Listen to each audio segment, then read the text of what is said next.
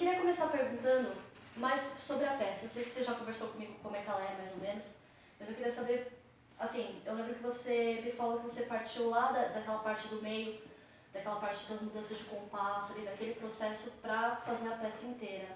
Você quer falar um pouquinho sobre como foi o processo? Preciso lembrar exatamente como é que foi, mas com certeza essa foi a primeira parte que eu tive o primeiro insight ali da peça, que foi montar um processo onde as notas iam sempre, primeiro eu pensei no macro, né? Ia tudo em direção às bordas.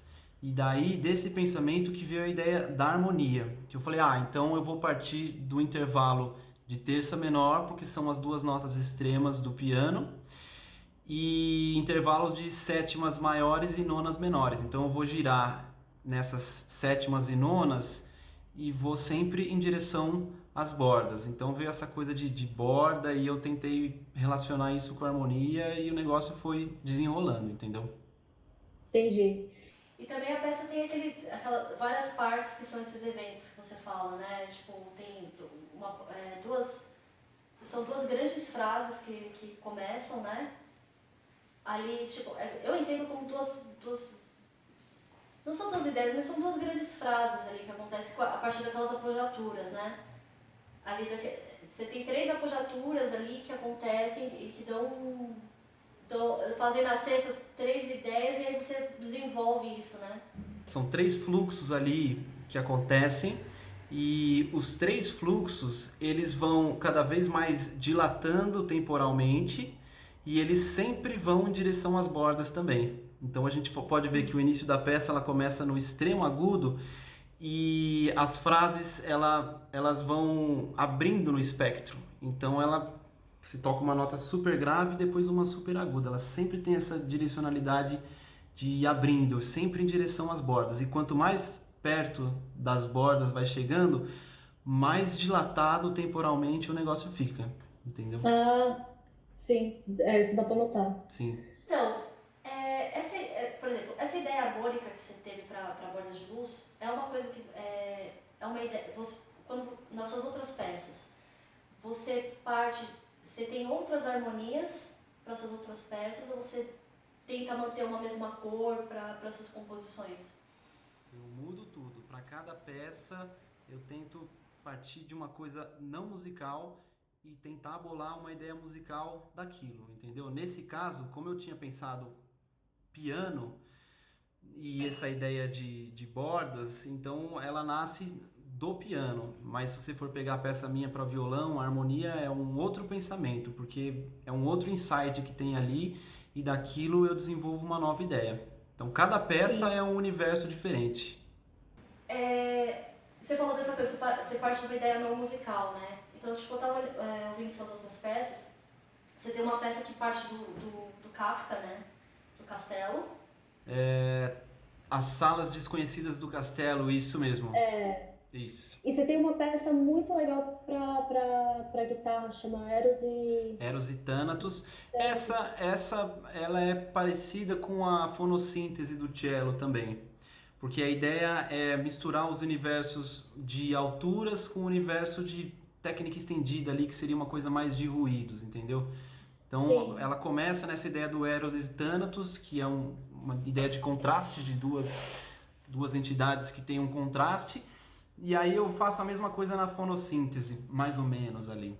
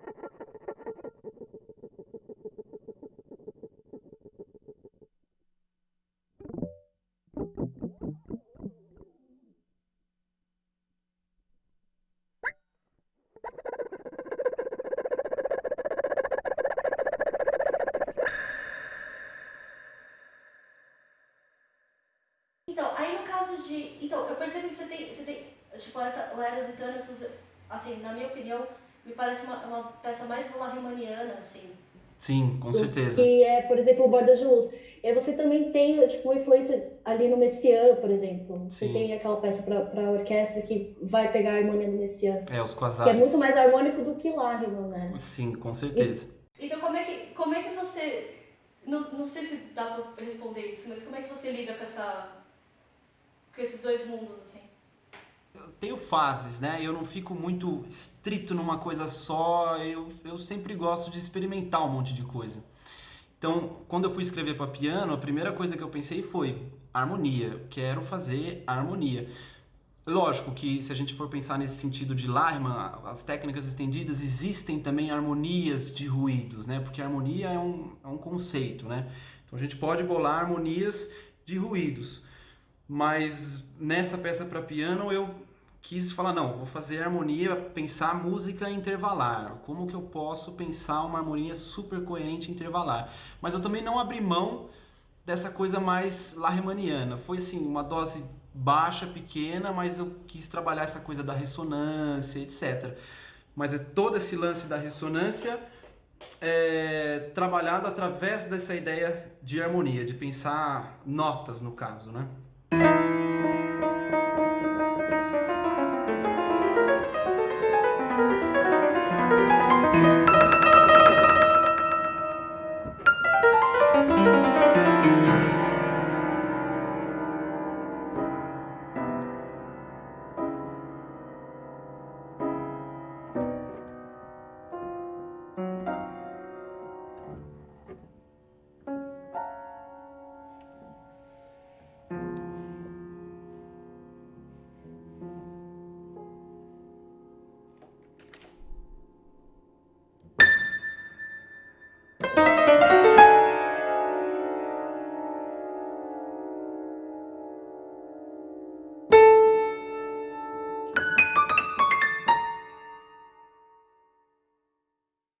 E aí tem uma coisa que às vezes eu ouço, que as coisas de que às vezes é difícil compor para piano, porque o piano é um instrumento muito do século XIX, né?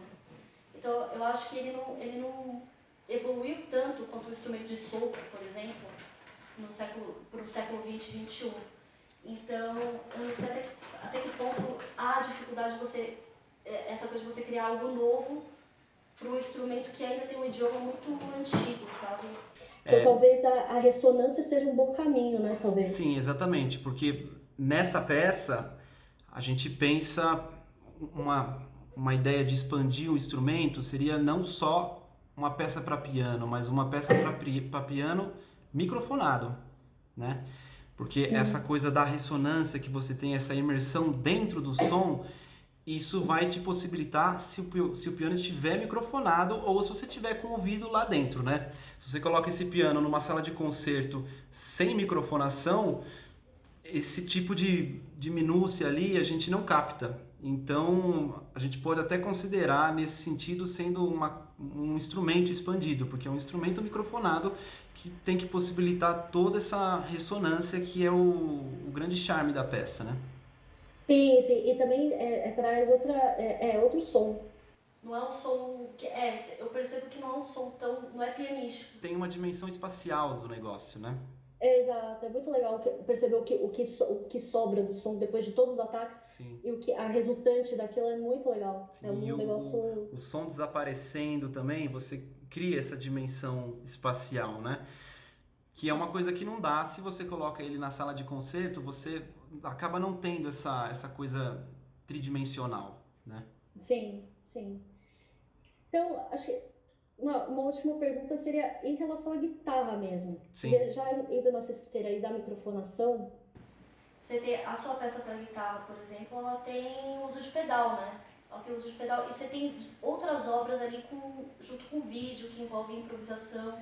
E teu instrumento é guitarra e tudo mais. Então, isso eu imagino que vem, talvez, da tua escuta de um outro tipo de música que é mais popular do que erudita, né? Então, que elementos, além da guitarra, mas que elementos, assim, de frase, Talvez até de harmonia, de gesto, você tira dessa outra escuta que você tem e coloca na sua obra? O que acontece, sim, a minha vivência com a guitarra, e hoje eu dou aula de violão, guitarra e piano, e o método de ensino, vou comparar guitarra e piano, é muito diferente, é completamente diferente. Porque o piano é uma coisa mais tradicional, que você aprende a ler primeiro, você aprende onde estão as notas. Então, o primeiro pensamento de um aluno de piano são as notas. Na guitarra é uma coisa muito mais livre, podemos dizer, uma coisa muito mais intuitiva, onde você pega um instrumento e você não precisa saber que nota que é aquela lá. Você simplesmente vai tocando e você mergulha no universo do som. Então a guitarra ela te possibilita você ter uma intimidade um pouco maior com esse universo do som do que o piano. É claro que os dois instrumentos você vai ter esse tipo de imersão, mas a guitarra, pelo fato de você estar limitado, você num primeiro momento não sabe as notas que estão acontecendo ali, o seu foco de escuta passa a ser mais essa experiência sonora. E a guitarra com pedais de efeito, muito mais, porque o pedal ele não deixa de ser um brinquedo, né? O guitarrista, a gente compra um pedal e, fica lá dias brincando e mexe o botão para cima e para baixo. E assim, o instrumento acho que nem vem manual, o pedal de efeito não tem manual, porque eles sabem que guitarrista não vai ficar vendo manual. É uma coisa muito mais intuitiva lá, você vai e fica mexendo e escuta aquele universo sonoro, né? E com o amplificador, que guitarrista também tem esse problema, né? Se o amplificador vai até o volume 10, então vamos ligar no volume 10, né? Liga no máximo, você acaba imergindo dentro do som mesmo, você sente o som no seu corpo, assim. Então, é esse tipo de experiência, essa coisa mais sensorial que eu tento trazer para a peça, porque na peça é isso, né? É uma proposta de imergir dentro do som. Então, essa vivência minha com a guitarra, com dispositivos de efeito, tudo influencia bastante. Isso sim, influencia em todas as minhas peças, né?